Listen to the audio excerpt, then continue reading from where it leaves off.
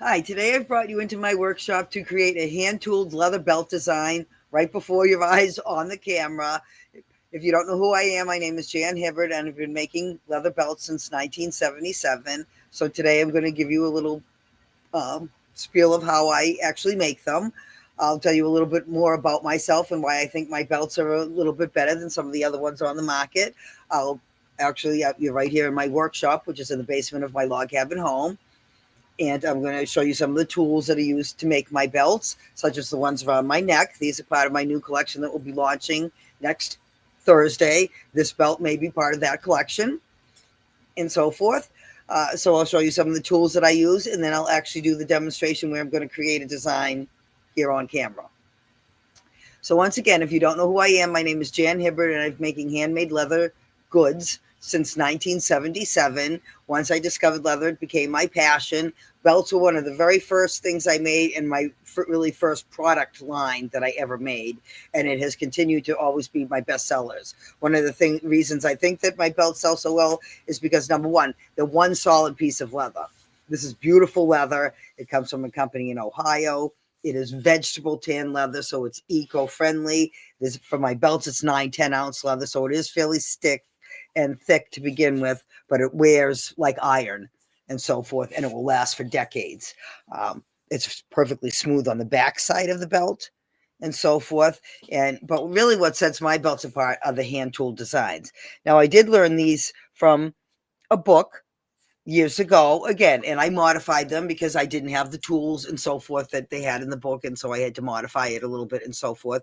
And so I learned to create my own patterns, and I don't find anybody these days that makes this type of pattern. Or again, they're all different. I make them up. So I'm going to talk about that as we go on and so forth. But before I do that, I'm going to show you some of my tools. And again, the other thing that sets these apart though is my use of color and the attention to detail. The color really sets them apart and really is stands out on certain outfits and things like that. And really, you know, if that's what you're looking for, they really stand out. So they have a kind of Western flair. So this new collection is kind of a Western themed, is what I'm saying, because it does kind of have that feel to it. I also have plain belts. The other thing that sets my belts, of course, is that sets apart is that I custom fit them. So whatever belt size you have or need, I will make the belt fit you. They're long, and I shorten them as needed to fit the correct size. The other thing that before I start is again the tools that I use along the edge of this. So now I'm going to turn the camera down a little bit, facing onto my workbench, so you can see. I'm going to get microphone now. I'm going to try to show you my tools here. So hopefully this will work. No, that's falling over. I didn't want that to be in the picture, so I was trying to move it, but it's clearly not going to work. To show you over here. So again, I pardon the look of me, but this is the best I can do in here. So in any event, I have different tools. This is called a bevel. What a bevel does is help round off the edges of the belt. Now, this is something I've done ahead of time. And again, on the camera, the lighting, I don't know. I tried to get it but what this does is this is run along the edges like this, and it shaves off a little piece, top and bottom. And what that does is round the edges of the belt, which is going to make it far more comfortable. Now, again, when I've seen other belt makers at craft shows and so forth, a lot of them don't do that. They don't take that extra step. That makes it more comfortable. And then later on, after the design is on it, after it's colored, dyed, all that, these edges will be smoothed off with a special liquid, and then it's going to be burnished and run through on a machine that's going to rub it and really smooth down those fibers. That sets them apart as well. So again, that's something that's called a bevel that you use. The next tool here is a stitching groover. And what this does is there's a little tiny blade inside there, which I'm sure you can't see on the camera. And what that does is it scribes this line, which is not showing up on my camera very well either. There's a line along the sides here, and I wish I could get the lighting to show that. There's a line scribed along the sides here. That's done to line up my design. What it really, it's called a stitching groover because it really was made for stitching, so you could inset the stitching so that if it was on like the sole of a shoe or something, the stitching isn't going to wear because it's actually touching the ground, so it's going to be in a groove, to prevent that. But I use it to scribe down the line on some of my plain belts. I put the line down the side just it kind of makes it look dressier, I think. So a lot of people like that. So that's my stitching groover and my bevel. Of course, my mallet is one of my most important tools. And these mallets are great. They're plastic. A lot of kids think they're butter, but they wear like that. And this is probably 30 years old, this hammer. And I've done workshops and things with kids and stuff over the years. I was a teacher. And, when my kids were in school, I always did things with the school and things like that, fundraisers and things like that. The other thing here is most important, water. So this is just a dish of water. And the other thing I use are wing dividers. Now, this is a measuring tool. Or this is what I use it for. So on most of my belt designs, when I'm deciding what I'm going to do, if I'm at a craft show, which is where a lot of times I do make my designs, I will look at the belts I have. Now, I'm in my workshop right now. My belts are packed away in a box, so I don't have them in front of me to look at. But what I will typically do is if I'm going to make an 1.5 inch belt, which is what I have here on the table in front of me, I'll look at my other belts that are 1.5 inches and say, okay, I've used this design a lot. Maybe I'll try something different, that kind of thing. So I kind of look at what I have. Sometimes I say, if I have a lot of border designs, maybe I'll do this. I kind of look at them to try to do something different than what I have. So that's, kind of how I start. But there isn't really any set plan when I go to make the belt. I let the tools kind of speak to me, I guess you could say. I have these are the design tools now. And the ones over here are called veiners. And they're just like an arch with some scallops along the edge. And those I use on almost every belt, every guitar strap. Those are almost on everything. And these other ones, I don't know, a crescent. And see, those are called veiners because they were really to make floral designs, which was a very traditional style of leather work that a lot of people still do, which I really don't care for. So again, using the traditional tools in non-traditional ways. So the wing divider does help me measure. So if I'm going to make a design that's going to have a pattern down the middle, it's all about measuring one tool to the other. So first of all, you do have to wet the leather. When you wet the leather, you're going to mold the leather. And that's what you want to do. You don't want to cut the leather. You want to mold it and press the designs. And so you wet the leather. Then I take my tool and I'm going to scribe this very lightly down the center. So sometimes I have two of them. Like I'll have this one to measure to make the center line, and I'll keep that measured for the width of the belt I'm doing. And then I might have another one if I'm spacing the design out. Once I get the design established, if there's like a center point, which I think there will be on this one, because I'm going to scribe the line and start in the center, then I can measure from that center point to the next one as the design repeats, because I'm making geometric designs is what I say, symmetrical designs, they're matched, things like that. So again, I just take this, one edge is going to go on the side of the belt, one's going to go like that. I'm going to put it on the table so I can very lightly do that. And I'm going to scribe it down the center, and that's going to give me the point in the center of the belt where I'm going to start. And then I kind of just look at my tools and I decide, what one do I want to use?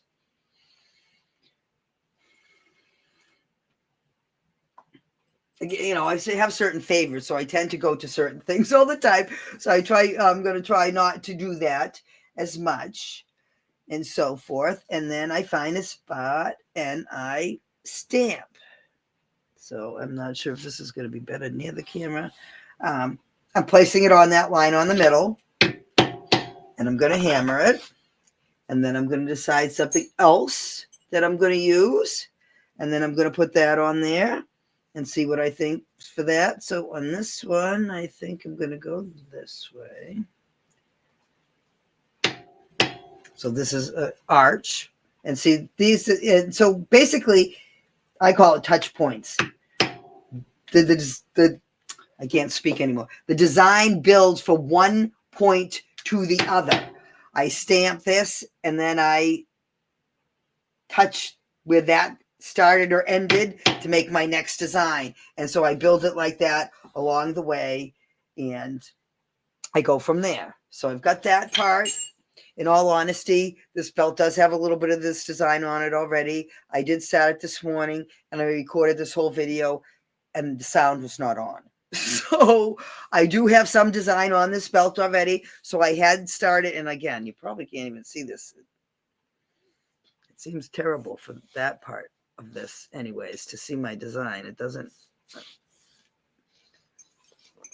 show at all that I can see on there. But in any event, I've repeated that design somewhat down the middle. So that's where next I could use this, and it is set for the start point of that and the start point of that same one again. So I could stamp that all the way down the middle, because that's all I would do is I would take this and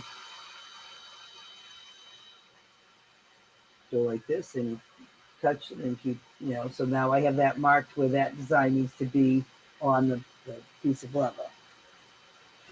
And do that all the way down. So then I could just stamp that, and see, that would make it very fast making the design on the belt, because then I can just repeat it over and over again. So that's typically what I'll do. But since I didn't have my camera on this morning, I'm going to go back and kind of do what I was. So my process this morning is I had stamped that part, which has the 4, I guess you can see that now, those 4 there. And then I decide, what am I going to do next? So I decided I wanted to put something along the middle. And of course it is measured out for this now because I had already done it. So let me go to the end here maybe. So I had the one stamp. So then I decided, and again, I didn't start the design right on the edge because I knew there would probably be something on either side of it to make it symmetrical. So now I'm putting this in the center, close to where the V on those other ones are. And I would do that on this side too.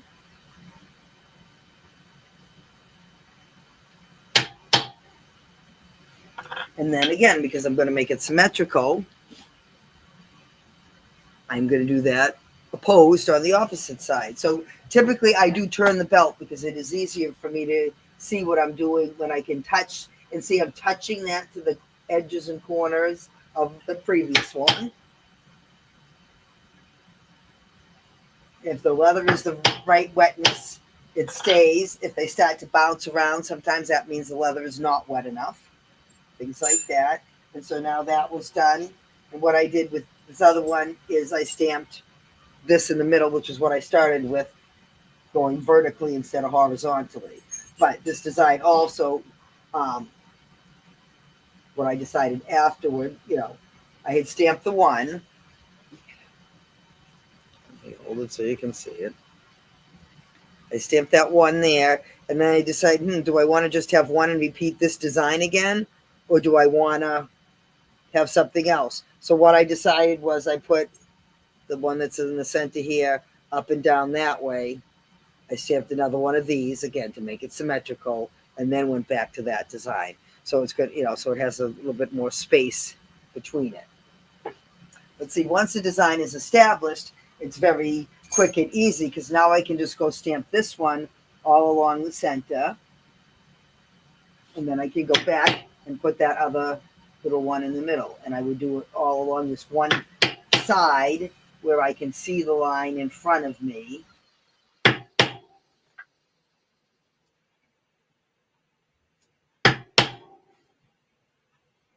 Let's see, this one I already did the opposing one. So I've got that.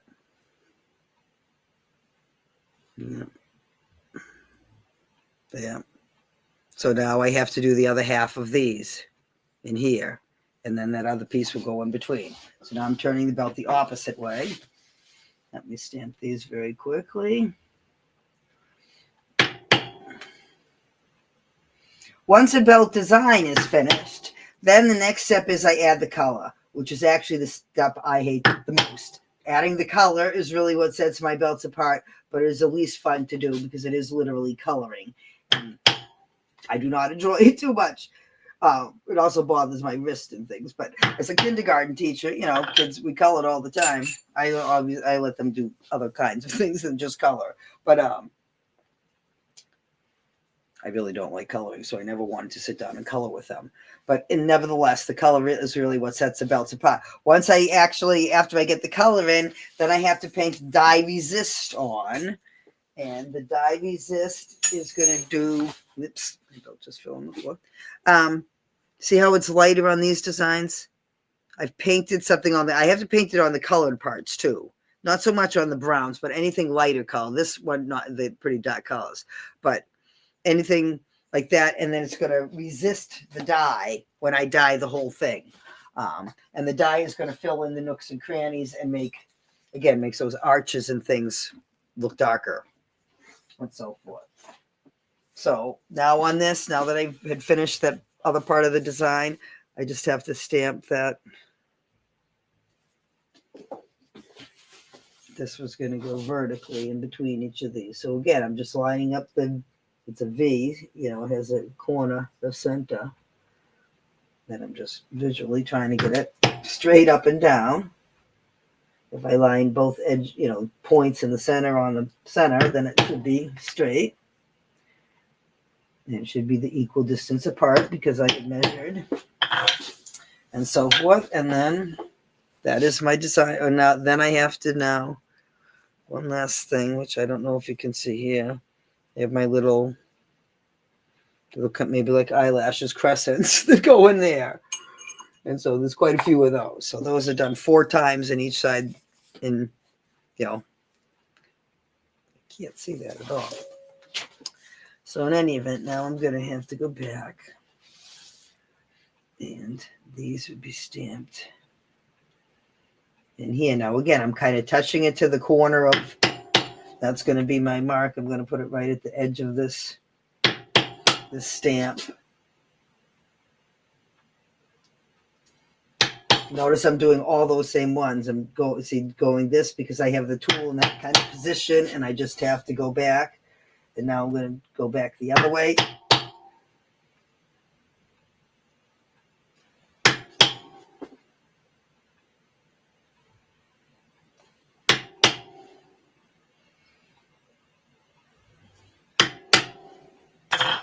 Now I cut that.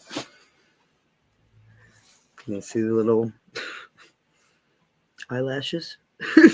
It's not showing up so well.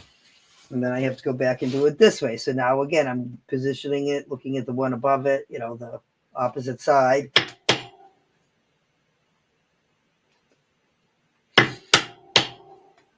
But it really is the touch points, and that's what I call it, because it really builds from one design to the other, where one is stamped and where it ends and so forth, to where the next one begins and what that looks like. And so once again, the color is added, then the dye resist is placed on. If it's a lighter colors like greens or turquoise, I have to put the dye resist over that. Then it's ready to dye. Once it's dyed, then the edges are done. So then there's something I rub along the edges, which is called tragacanth, right? I put a finish over the whole belt first. Then I put the tragacanth on the edge, and then I have a burnisher, which is a wooden piece. It's all a drill press, and it rubs the edges of the belts and smooths them off, so you don't see all these fibers. And again, you can see that on the camera. The fibers, you won't have that anymore because they'll be slicked down, basically, is what it does. And again, that's something that sets my belts apart. I think you can see that design there. So again, the coloring is done at random generally because I don't like the coloring. I put it off. And so when I have a bunch of belts, like I had basically the other belts for this collection, which is I have like 16 belts that are brand new designs. When I had those all tooled, then I set them aside, and then I take them actually upstairs and sometimes work on them up there. And I look at them again, just like deciding what design to put on it. I look at them. I look at what colors I've done, and I try to make it a little bit different. It's like, well, if I have a lot of 1.5-inch belts that have a lot of brown in them, I want to do some with black, and that will help me determine what color dye I put on them too. Because I have one that's an antique black, which is very popular because it looks like black and brown, or kind of a grayish black and a brown. So it goes with any of those 3 colors, black, brown, or gray. So that's a real popular, sometimes with or without the color. The wider belts, again, a lot of times I don't use as much color because people don't always want it. So it depends.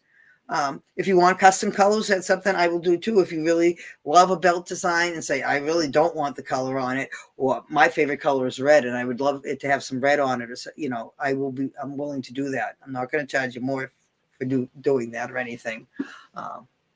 So I will do things like that as well. So that's how I create my designs. They are just really inspired by the tools and what I've done and trying to make things different.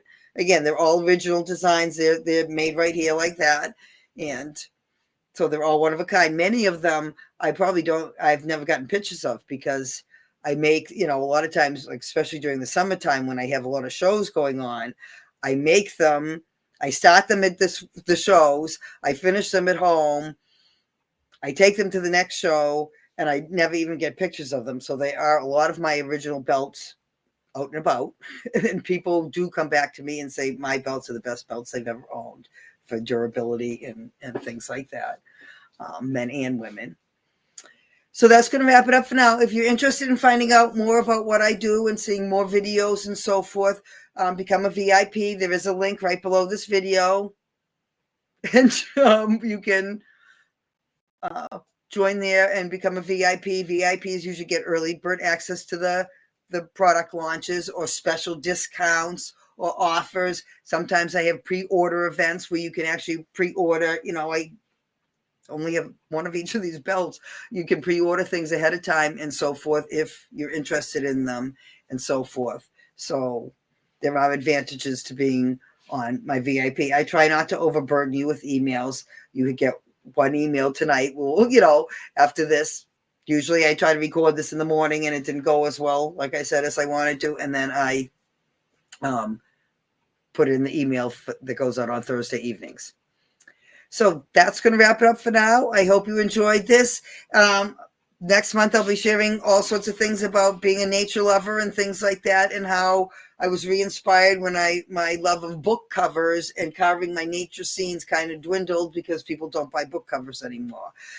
I also have the belt launch, which will be next Thursday. Belts are launching. I have this 16 new belts, maybe 17 now with this one, or 18. That will be launching next Thursday. So I'll do a video showing the whole each of the new designs and so forth, and telling you a little bit more about them.